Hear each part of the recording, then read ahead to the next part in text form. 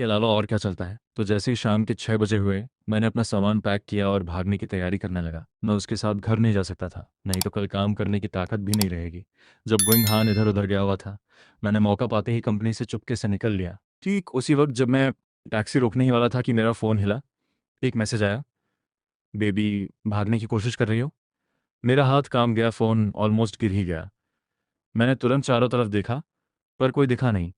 क्या ये औरत टेलीपैथी जानती है? मैंने दांत पीसे और सख्ती से जवाब दिया, मेरी बहन ने डिनर के लिए घर आने को कहा है।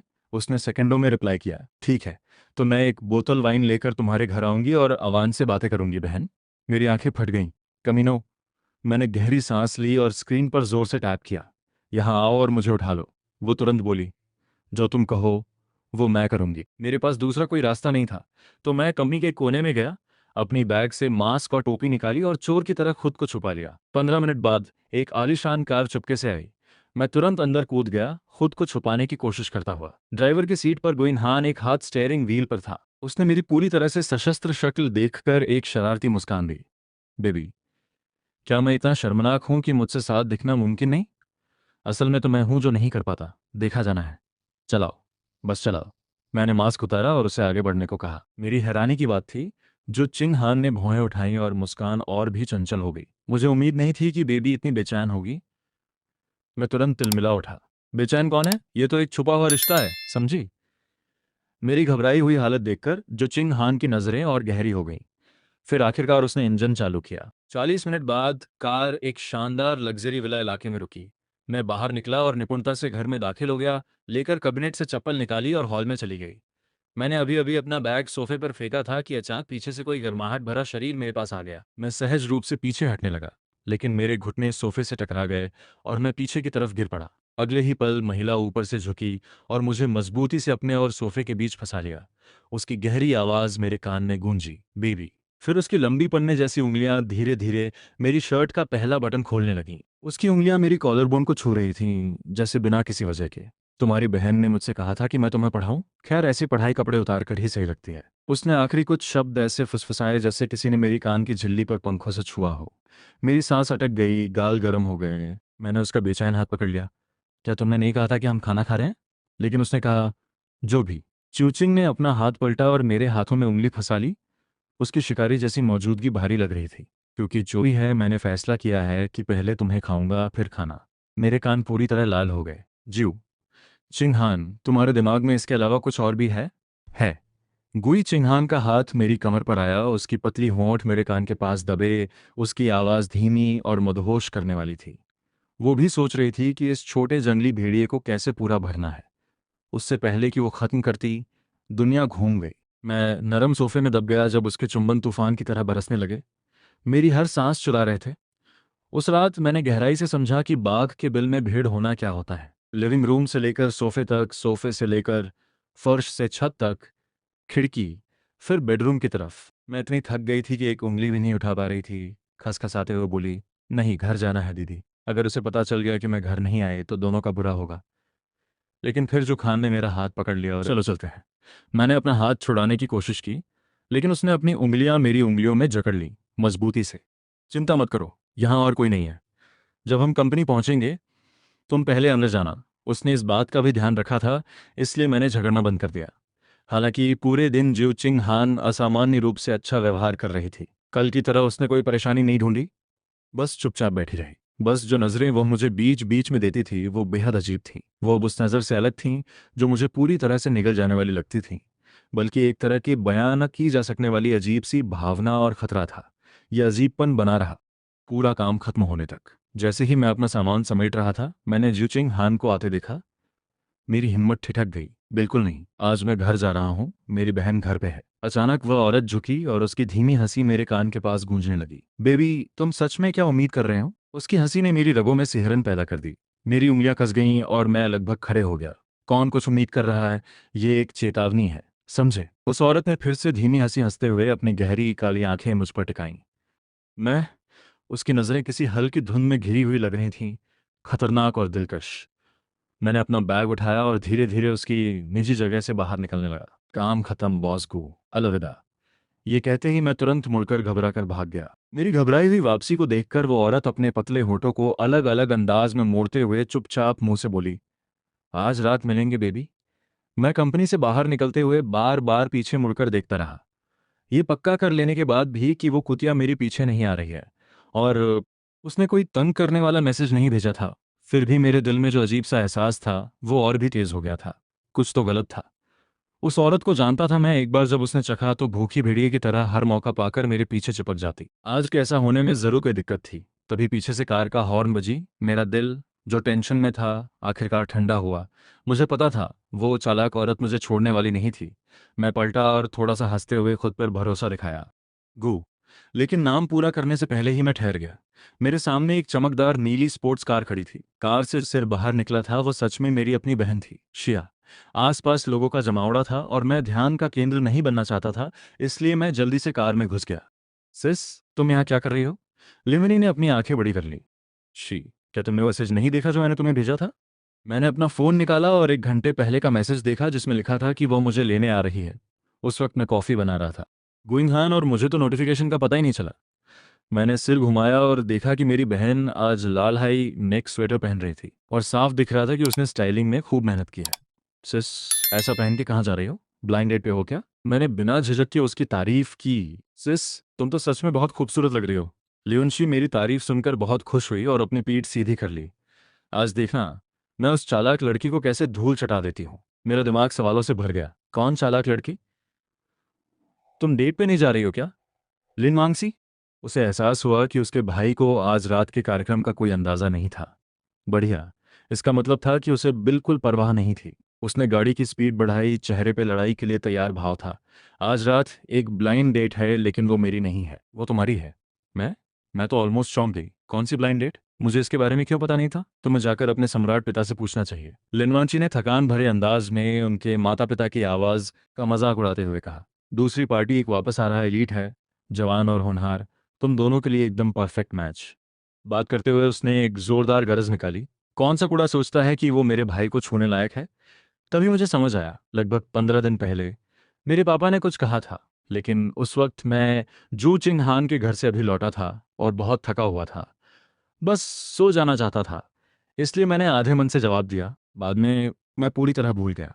मैंने जल्दी से अपना फ़ोन चेक किया और सच में मेरे पापा का कल रात भेजा हुआ मैसेज मिला, जिसमें उन्होंने कहा था कि आज मुझे ब्लाइंड डेट पे जाना है। रुको, कल रात?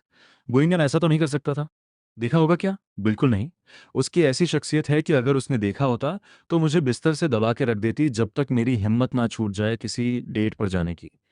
लेकिन आज ज्यू चिंग हान के अजीब बर्ताव के बारे में सोचते सोचते मेरा मन भटकने लगा। लून मान सास सोच रही थी कि मैं डेट से बच रहा हूँ।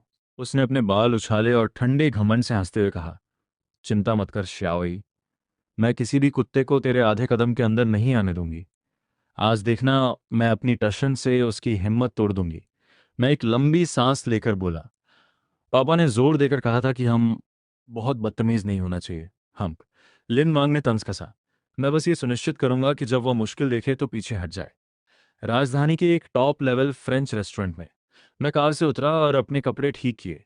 लुनमांग शी ने मुझे ऊपर से नीचे तक देखा और संतोष से सिर हिलाया। ये आउटफिट बुरा नहीं है। उसने गंभीरता से मुझे चेतावनी दी, शियाओ ही, ध्यान रखना, कम बोलना, मुस्कुराना मत, और उसे अच्छा चेहरा मत दिखाना। मैंने इन अमीर दूसरी पीढ़ी के लोगों को खूब देखा है, उनमें से एक भी अच्छा जज्बा अंदर से जल रहा था, मानो बिना बोले ही मेरी हाँ हो गई। लीनू वांगजी ने मेरे हाथ की पीठ थपथपाई और उसके चेहरे पर एक शरारती मुस्कान खिल उठी। मैंने तो यहाँ तक कि 7 बैकअप प्लान भी बना रखे थे। उसने कुछ अजीब सी घुटी हुई हंसी निकाली, फिर एक तरफ मुड़ी और चिल्लाई, चिंग हान, यहाँ आओ। अगले ही पल एक लंबी काया पास आई। वह महिला काले रंग की सिंपल ड्रेस पहने थी। उसकी मौजूदगी से माहौल भारी हो गया। वो ज्यू चिंग हान थी। उसका चेहरा सुस्त था, पर उसकी ठंडी नज़र ये साफ बता रही थी कि कोई उसके करीब भी मत आए। पास था। मैं थोड़ी देर के लिए हैरान रह गया, ये औरत वाकई बहुत खूबसूरत है। चिंग हान, आज सब कुछ तुम्हारे ऊपर है। लिन वांची ने अपनी बांह गुई चिंग हान की गर्दन के चारों ओर डाल दी और अंगूठा दिखाया। बहन, मैं वादा करता हूँ कि आज रात हम कमरे के सबसे चमकदार सितारे होंगे। वो लौटने वाला कुत्ता कुछ ही मिनटों में धूल में मिल जाएगा। उसने फिर से जियो चिंग हान के कंधे पर थपथपाया। अच्छे दोस्त, अगर वो औरत सिर्फ बातें कर रही है तो उसे संभालो। पूरे दायरे में सबको पता चलना चाहिए कि मेरा भाई कोई मामूली आदमी नहीं है। कोई भी बिल्ली या कुत्ता छू सकता है। जियो चिंग हान ने अपनी गहरी भारी निगाहों से मुझे देखा। उसके होठों के कोने पर एक उलझन भरी मुस्कान थी। हाँ, मैं जरूर मदद करूंगी। ये आखिरी शब्द सुनकर मेरा दिल धड़क उठा। मैं तुरंत समझ गई गुइंगन की आज की अजीब हरकतें इसीलिए थीं क्योंकि ये औरत पहले से ही उस ब्लाइंड डेट के बारे में जानती थी। वो जानबूझकर यहीं मेरा इंतजार कर रही थी, ये जानते हुए कि मैं उसके पीछे किसी और लड़की के साथ ब्लाइंड डेट पर जा रहा हूँ। बस इसके नतीजों के बारे में सोचो मेरे दिल को दर्द हुआ और मेरे पैर कमजोर पड़ गए। ऐसे में वो ब्लाइंड डेट अचानक 4 लोगों के अजीब से टकराव में बदल गई। मैं प्राइवेट बूथ में चला गया। डेट शेन यू ने मुझे घेरे हुए 2 रक्षक देवता देखे और उसकी मुस्कान तुरंत थम गई। लेकिन जब उसकी नज़र मेरा चेहरा देखी तो उसने अपनी नाराजगी दबा ली। मिस्टर लिन, कृपया बैठिए, उसने शालीनता से कहा और मेरे लिए कुर्सी खींचने लगी। अचानक एक हाथ उसकी तेजी से आगे बढ़ सो लंबा गुइंग हान सीधे मेरी कुर्सी खींचकर मुझे बैठने दिया। मैं आराम से बैठ गया। जैसे ही जियो चिंग हान मेरे बिल्कुल पास बैठ गई, उसकी ठंडी शाही मौजूदगी एक शिकारी की तरह थी जो अपनी जगह बता रहा हो। शेनवा चौंक गई और अजीब से तरीके से अपना हाथ वापस खींच लिया। वो मुझसे देखकर हल्की मुस्कान दी, उसकी नज़रें बेझिझक मुझ पर टिक गईं। मिस्टर लिन, आप तस्वीरों से भी ज़्यादा हैंडसम लगते हो। वो नज़र मुझे काफ़ी असहज कर रही थी, पर फिर भी मैंने शालीनता से मुस्कुरा दिया। मिस शेन, आप तो मुझे तारीफ दे रही हो। ये शेन यू लग्जरी ब्रांड से लिपटा हुआ था। उसका मेकअप बहुत ज़्यादा था और उसकी मुस्कान थोड़ी नकली लग रही थी। इतना औपचारिक मत बनो, बस मुझे शेन यू कहो। हम अभी इतने करीब नहीं हैं। लिन मांगी ने नकली मुस्कान के साथ बीच में टोकते हुए कहा। निचिन, पहली मुलाकात में थोड़ी शालीनता बरतना अच्छा होता है। शेन यू की मुस्कान फिर से जम गई। इसके बाद लिन वांची ने सवाल जवाब का दौर शुरू कर दिया। एक के बाद एक सवालों ने शेन का मुंह और ज़्यादा खराब कर दिया। और सबसे बुरा यह था कि हर बार जब वह जवाब देती, जू चेंग हान एक तंज भरी नजर डालता, जैसे शेन यू की हर बात उसकी आंखों में बस बेकार चीज हो। शेन यू आखिर नहीं सह पाई और जबरदस्ती मुस्कुराते हुए पूछी, सिस्टर लिन, ये महिला कौन है? लिन वांग ने गर्व से कहा, ओह, ये मेरी सबसे अच्छी दोस्त है, जियो चिंगहन। उसकी लोगों को पहचानने की नज़र अलग ही है। कोई भी राक्षस या भूत प्रेत उसके सामने ही बच सकता। मैंने खासतौर पर उसे मेरे भाई की हालत जानने के लिए लाया है। कोई दिक्कत है? शेन यू के मुंह से एक सूखी हंसी निकली। नहीं, कोई दिक्कत नहीं, ये जांच नहीं बल्कि पूछताछ है। फिर लिन, जू चिंगहान उसके सामने था। चिंगहान, मिस शेन, तुम्हें ये कैसा लग रहा है? जू चिंगहान ने अपनी पलकों को उठाया और एक हल्की सी नज़र डाली। इस स्कार्फ का रंग बहुत ज़्यादा चमकीला है, ये थोड़ा फिजूल लग रहा है। उसकी अदा सही नहीं है। उसकी निगाहें इधर उधर भटक रही हैं, शायद उसका स्वभाव भी ठीक नहीं होगा। शेन्यू का चेहरा सख्त हो गया और वह अपने आप सीधा हो गई। मिस जू, आप तो मजाकिया हैं, ये स्कार्फ इस साल का नया मॉडल है। नया मतलब ये नहीं कि ये सूट करेगा। चिंग हान की लचीली उंगलियां मेज़ पर थपथपा रही थीं और उसकी मौजूदगी और भी ज़्यादा गहरी हो गई, ज़्यादा ताकतवर। एक मैनेजर के तौर पर सौंदर्य बोध फैसले लेने की काबिलियत पर असर डालता है। लगता है राष्ट्रपति शेन को अभी और ट्रेनिंग की ज़रूरत है। एक ही बात में उसने उस महिला की पूरी कद्र खत्म कर दी। लिन वांगशी तो एक छोटा नोटबुक भी निकाल रहे थे, बार बार सिर हिला रहे थे। सही बात है, चिंगहान ठीक कह रहे हैं मिस शेन, आपको सच में इस पर ध्यान देना चाहिए। शेन्यू का चेहरा फिका पड़ गया। वो डेट पर आई थी, नौकरी के इंटरव्यू पे नहीं। अगर मैं इतना ज़बरदस्त, हैंडसम और साफ सुथरा नहीं होता तो शायद वह बहुत पहले ही मेज पलट कर चला गया था। ऐसा लड़का उसके परिवार में शादी के लिए एकदम परफेक्ट था। तभी खाना आ गया। शेन्यू ने नज़ाकत से ड्रिंक डालते हुए माहौल को ठीक करने की कोशिश की। मिस्टर लिन, ये ट्राई कीजिए, 82 लाइट। जैसे ही गिलास हाथ में दिया गया, एक पतली उंगली ने गिलास के किनारे को दबा दिया। गुइजू जिंग हान फिर से। शेन्यू की भौहें तनी, उसकी आवाज में चेतावनी थी। मिस जू, वो शराब नहीं पीता। गुइजू जिंग हान की नज़र ठंडी थी, उसकी दबंगियत साफ झलक रही थी। असल में शेन्यू अचानक ग्लास को अपने आप पीछे खींच लिया। लिन मानशी ने तुरंत बीच में टोक दिया, हाँ सही कहा, मेरा भाई शराब नहीं पीता। अगर बाहर जाकर वो नशे में हो गया तो? शेन यू का हाथ कांपने लगा। बस बस थोड़ा सा, थोड़ा भी नहीं। जुइन हान ने धीरे धीरे अपना हाथ पीछे खींच लिया, उसकी आवाज़ ठंडी थी। शराब दिमाग खराब कर देती है। वो पहले से ही ज़्यादा समझदार नहीं है। पीना उसे और भी बेवकूफ़ बना देगा। मैं तुरंत फट पड़ा। मेज़ के नीचे मैंने अपना पैर उठाया और गोइंग हान को जोर से लात मारी। कौन बेवकूफ़ है? तुम ही हो बेवकूफ़। आश्चर्य की बात यह थी कि जू चिन हान ने नहीं, उसका चेहरा बिल्कुल भी नहीं बदला। इसके बजाय उसने नीचे झुककर मेरा टखना पकड़ लिया। उसका गर्म हाथ मेरी त्वचा पर दबा। उसकी उंगलियां धीरे धीरे उसे सहला रही थीं। मेरा पूरा शरीर जमसा गया। मैं अपना पैर वापस खींचना चाहता था, लेकिन वो और भी जोर से पकड़ने लगी। उसने मेरे टखने के अंदर की तरफ छोटे छोटे घेरे बनाना भी शुरू कर दिया। लेकिन दिखावे में जियो चिंग हान पूरी तरह से बिजनेस की तरह लग रही थी। उसने शेन यू की तरफ देखा और कहा, प्रेशर ड्रिंकिंग बिजनेस एटिकेट में एक बहुत ही नीचला व्यवहार है। लगता है शेन है, पालन पोषण तो बस औसत ही है। लिनुई ये सुनकर पूरी तरह ताज़ा महसूस कर रहा था और सिर हिला दिया। हाँ, चिंगहान सही कह रहा है मिस शेन, आप ऐसे नहीं हो सकती। शिन्यू का चेहरा पूरी तरह हरा पड़ गया था। वह मेरी तरफ मुड़ी, उम्मीद करते हुए कि मैं मामला संभाल लूं। लेकिन उसने देखा कि मेरा चेहरा लाल हो चुका था और मेरा शरीर कांप भी रहा था। मेरा लाल लाल और सांस थम गई। जैसे हालत देखकर शेन यू की आंखों में एक चिंगारी सी चमकी। उसका गुस्सा तुरंत गायब हो गया और उसने एक नरम मुस्कान दी। मिस्टर लिन, आप बुरा महसूस कर रही हो? मैं तो चुप रहने वाला था कि तभी मेरे गाल और भी लाल हो गए। मेरा मुंह झट बंद हो गया और एक छोटी सी कराह निकल गई। शायद वो आवाज़ सिर्फ ज्यू चिंग हिन के कानों तक पहुंची, क्योंकि उसी वक्त उसका हाथ मेरे टखने से ऊपर बढ़कर मेरे बछड़े को धीरे से दबा रहा था। ये औरत बिल्कुल भी इस माहौल की परवाह नहीं कर रही थी। मेरा पूरा शरीर तना हुआ था, दांत काट लिए। मैंने कोई बड़ा कदम उठाने की हिम्मत नहीं की और मेरा चेहरा गुस्से से लाल था। एक पल बाद मेरी नज़रें चारों तरफ घूमने लगीं और मैं अचानक शेन यू ने मीठी सी मुस्कान दी। मुझे लगता है मिस शेन काफ़ी अच्छी हैं। दीदी, तुम मिस शेन से सिस्टर गू से सीखने को क्यों कह रही हो? आखिरकार सिस्टर गू खुद भी अकेली है। लिन वांगशी के मुंह से पानी ऑलमोस्ट फूट पड़ा। दोस्ताना हमला। मेरा भाई अचानक हमारे साथी पर हमला क्यों कर रहा है? क्या उसे सच में शेन यू पसंद है? नामुमकिन। मेरे भाई का स्वाद इतना खराब नहीं हो सकता।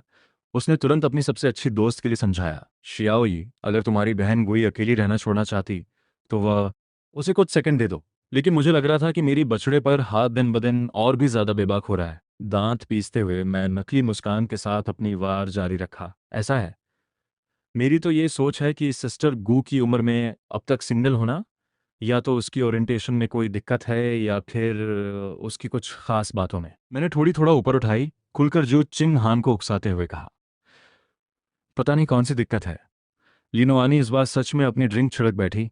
उसकी आंखों में डर साफ झलक रहा था। मेरा भाई पागल है। उसने हिम्मत की, ज्यू चिंग हान के कुछ पहलुओं पर खुलेआम सवाल उठाने की हिम्मत की। लेकिन मैं बेखौफ था। अपनी गर्दन तानकर ज्यू चिंगान को घूरता रहा। गुई चिंगान का चेहरा नहीं बदला, लेकिन उसकी गहरी आंखों में एक खतरनाक आग चमक रही थी। कुछ पहलू? उसके होंठ हल्के से हिले। उसकी आवाज़ धीमी, खतरनाक और खराश भरी थी। कौन से पहलू हैं जिनका जिक्र शियाओ ई कर रहा है कि शियाओ ई ने यहाँ तक कि लिन वांग शी को भी कंपा दिया, लेकिन मुझे परवाह नहीं थी।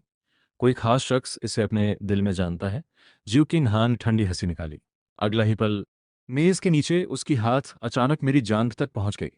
उसकी लंबी उंगलियां मेरी अंदरूनी जांघ पर शरारती तरीके से हुक मारने लगी। मैं डर के मारे ऑलमोस्ट कूद गया। मेरे पैर कमजोर हो गए और एक दबा हुआ आवाज मेरी मुंह से निकल गई। लेकिन गोइंग हान ने शांति से अपना गिलास उठाया। उसकी आंखें मछली की हुक की तरह मुझ पर टंगी हुई थी। उस नज़र में साफ था, चाहे मुझे कोई दिक्कत हो या ना हो, मैं बाद में तुम्हें पूरी तरह से महसूस करवा दूंगी। उस खतरनाक नज़र ने मेरा दिल और भी नरम कर दिया। पीछे हटो औरत। मैंने दांत पीसते हुए अपना सिर घुमा लिया। कुछ कहने का मन न था। उससे एक और बात करनी थी। तभी खाना परोसा गया। शेनी ने गलती से सोचा कि मैं उसकी मदद कर रहा हूं और उसे लगा कि उसका मौका आ गया है। उसने स्टाइल में एक फोगरा का टुकड़ा उठाया। मिस्टर लिम, इसे ट्राई करें। ये मुंह में जैसे पिघल जाता है। अचानक जैसे ही उसका हाथ आगे बढ़ा, झक से जियो चिंग हान का कांटा जैसे हीरा फेरी से उसके रास्ते में आ गया। उसका चेहरा बिल्कुल बेखबर था। वो फोगरा नहीं खाता। धन्यवाद। लिनुई ने आदतन कहा, क्या शाओ यी को ये सबसे ज्यादा पसंद नहीं है? जियो चिंग हान ने धीरे से मुझसे था। उसकी गहरी आंखें घूम रहा था। उसे हाल ही में बवासीर की समस्या हो गई है। वो अंगों का मांस नहीं खा सकता। वो रुकी और लीन वानी की तरफ देखते हुए बोली, वी उसकी बहन है। तुम्हें उसकी सेहत की परवाह भी नहीं है। ऐसे आरोप सुनकर लीन वानी घबरा गई। क्या श्याओई, तुम्हें क्या हो गया? उसने तुरंत फुआग्रा को धकेल दिया और शेन्यू की तरफ घूरते हुए कहा, मिस शेन, आपने अपना होमवर्क नहीं किया। आप मेरे भाई का ऐसे कैसे ख्याल रख सकती हैं? शेन यू हार मानने वाली नहीं थी। उसने कांटा कसकर पकड़ लिया और फिर से हमला बोला। हमला। मिस्टर लिन, मैंने सुना है आपको आर्ट गैलरीज पसंद हैं। अगले हफ्ते एक इम्प्रेशनिस्ट प्रदर्शनी लग रही है। उसने बात पूरी भी नहीं की थी कि अचानक कड़कड़ाहट हुई। गुइयन का चाकू गलती से फर्श पर गिर गया, जो कि शेन यू के पैरों के ठीक पास गिरा। उसकी तेज नोक ठंडी चमक रही थी। शेनवा डर के मारे पीली पड़ गई। मेरा हाथ फिसल गया। उसने कहा, जियो चिंगनान। उसने सधी आवाज में कहा, नए कटलरी लेकर आओ। शेन यू ने ध्यान नहीं दिया।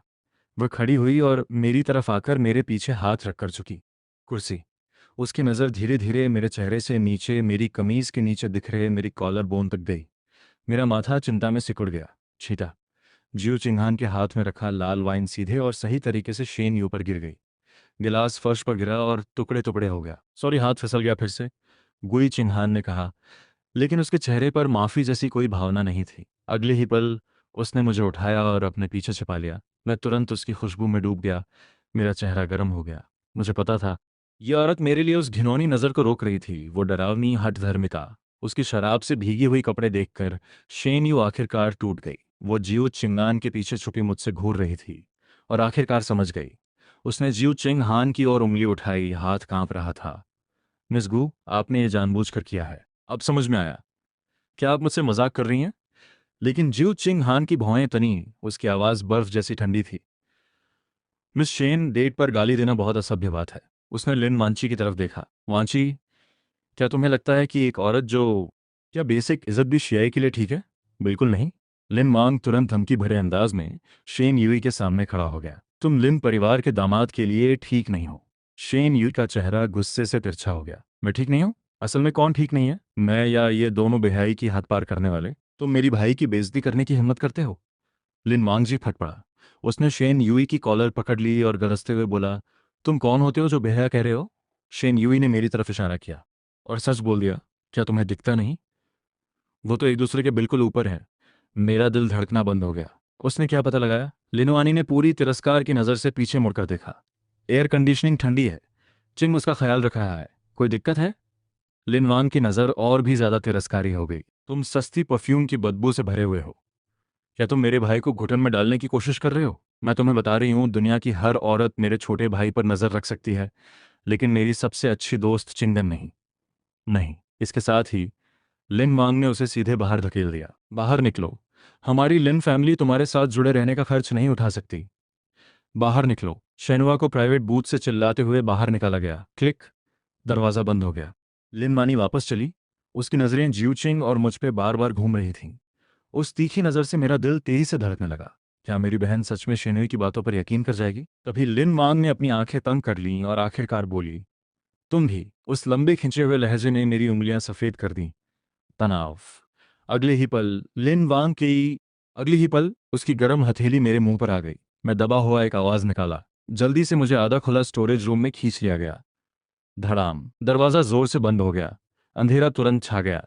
उस तंग जगह में उस औरत की तेज ठंडी खुशबू ने मुझे पूरी तरह घेर लिया। मैं बोलने ही वाला था कि मेरी उंगलियां उसके खुले कॉलर को छू गईं, जहां की त्वचा जलती हुई लग रही थी।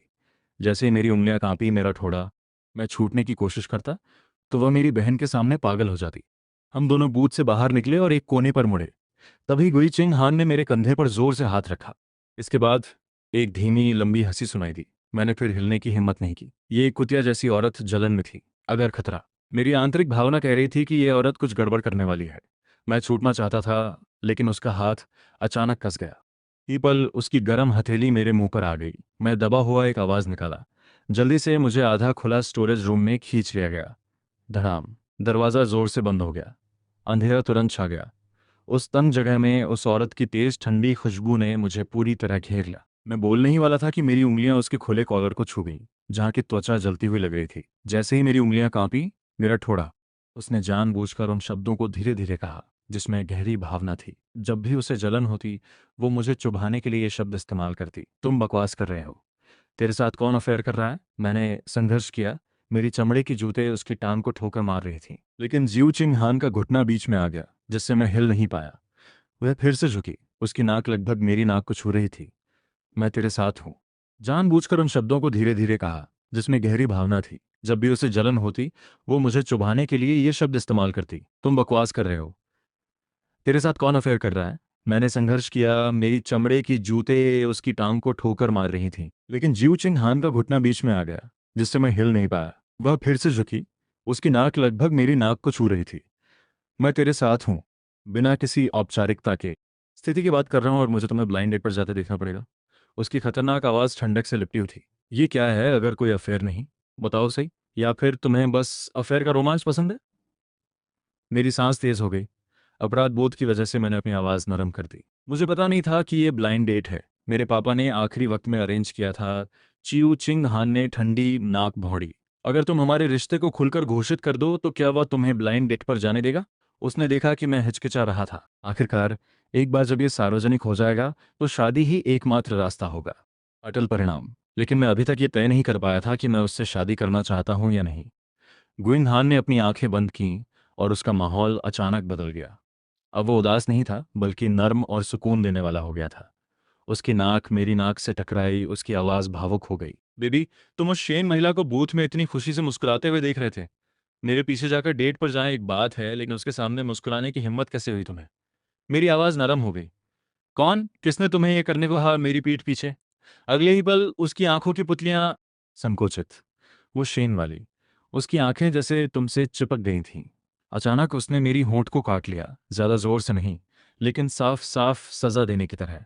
मेरा चेहरा तुरंत ही गर्म हो गया। ये कोई ठंडी और संयमी प्रेसिडेंट नहीं थी, ये एक पागल लड़की थी जिसने ईर्ष्या का जार ही पलट दिया हो। बेबी, उसकी उंगली मेरे चेहरे पर ऊपर की तरफ चल रही थी। उसका गर्म किस धीरे धीरे करीब आ रहा था। क्योंकि तुम्हें यहाँ इतनी हंसी आती है, मेरे लिए हंसो। उसने बात पूरी करने से पहले ही एक बहुत जोरदार किस फिर से दिया। ये किस मेरे अंदर एक जबरदस्त जलती हुई भावना थी जो मुझे पूरा ही निगल जाने जैसी लग रही थी। मेरा सिर घूम रहा था और भले ही मेरे हाथ छूट गए थे, फिर भी उन्हें उठाने की ताकत कहीं नहीं थी। उसकी गहरी नज़रें ऐसी थीं जैसे वो मुझे अपनी काली आंखों में डुबो देंगी। मेरे दिल में एक अजीब सी झंझनाहट फैल गई थी। हमारी सांसें आपस में मिल गई थीं और कपड़ों की रगड़ की आवाज़ सुनकर कोई भी शर्म से लाल हो जाए और दिल की धड़कन तेज हो जाए। मेरा पूरा बदन जल रहा था, जैसे मैं पिघल ही जाऊं। जियो सिंह हान के किसेस रुकने का नाम ही नहीं ले रहे थे। सीधे मेरी गर्दन के नीचे तक पहुंच गए। मैंने पूरी ताकत लगाकर उसे धक्का दिया। रुको, मेरी बहन अभी भी हमारा इंतजार कर रही है। मेरी हैरानी के लिए उसने मेरी कान की मुंदी काट ली।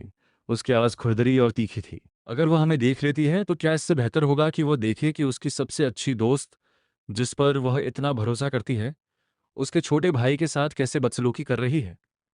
मैं तुरंत परेशान हो गया। मैंने उसकी कॉलर बोन को जोर से चुटकी मारी। तुम कमीने। फिर भी वह और कुछ कहे बिना धीमी हंसी निकली और उसका हाथ सच में मेरी शर्ट के अंदर पहुंच गया। मेरी सांस रुक सी गई। मैंने उसका गला कसकर पकड़ लिया। अगर फिर हिला तो मैं अपनी बहन को बता दूंगा कि तुमने मुझे जबरदस्ती किया। वह हंस पड़ी, उसकी आवाज़ खतरनाक अंदाज में सेक्सी। बेबी, जब तुम कल रात बार बार मुझे वाइफ कह रहे थे, तो जबरदस्ती की कोई बात यहाँ इतनी हंसी आती है? मेरे लिए हंसो। उसने बात पूरी करने से पहले ही एक बहुत जोरदार किस फिर से दिया। ये किस मेरे अंदर एक जबरदस्त जलती हुई भावना थी जो मुझे पूरा ही निगल जाने जैसी लग रही थी। मेरा सिर घूम रहा था और भले ही मेरे हाथ छूट गए थे, फिर भी उन्हें उठाने की ताकत कहीं नहीं थी। उसकी गहरी नजरें ऐसी थीं जैसे वो मुझे अपनी काली आंखों में डुबो देंगी। मेरे दिल में एक अजीब सी झंझनाहट फैल गई थी। हमारी सांसें आपस में मिल गई थीं और कपड़ों की रगड़ की आवाज़ सुनकर कोई भी शर्म से लाल हो जाए और दिल की धड़कन तेज हो जाए। मेरा पूरा बदन जल रहा था, जैसे मैं पिघल ही जाऊं। जियो चिंग हान के किसेस रुकने का नाम ही नहीं ले रहे थे। सीधे मेरी गर्दन के नीचे तक पहुंच गए। मैंने पूरी ताकत लगाकर उसे धक्का दिया। रुको, मेरी बहन अभी भी हमारा इंतजार कर रही है। मेरी हैरानी के लिए उसने मेरी कान की मुंदी काट ली। उसकी आवाज़ खुरदरी और तीखी थी। अगर वह हमें देख लेती है तो क्या इससे बेहतर होगा कि वह देखे कि उसकी सबसे अच्छी दोस्त, जिस पर वह इतना भरोसा करती है, उसके छोटे भाई के साथ कैसे बदसलूकी कर रही है? मैं तुरंत परेशान हो गया। मैंने उसकी कॉलर बोन को जोर से चुटकी मारी। तुम कमीने। फिर भी वह और कुछ कहे बिना धीमी हंसी निकली और उसका हाथ सच में मेरी शर्ट के अंदर पहुंच गया। मेरी सांस रुक सी गई। मैंने उसका गला कसकर पकड़ लिया। अगर फिर हिला तो मैं अपनी बहन को बता दूंगा कि तुमने मुझे ज़बरदस्ती किया। वह हंस पड़ी, उसकी आवाज़ खतरनाक अंदाज में सेक्सी। बेबी, जब तुम कल रात बार बार मुझे वाइफ कह रहे थे तो ज़बरदस्ती की कोई बात नहीं कही थी।